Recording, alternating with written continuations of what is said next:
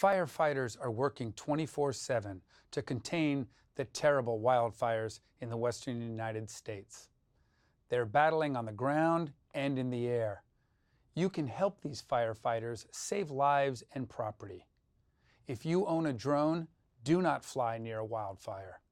If unauthorized drones are spotted near a wildfire, firefighting aircraft are grounded due to safety concerns, disrupting time-critical firefighting efforts.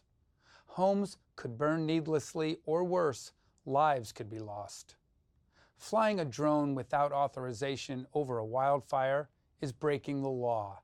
You could face a massive fine.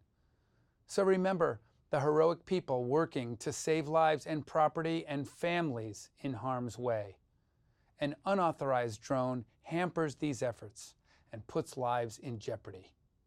Stay out of the way and keep your drone on the ground.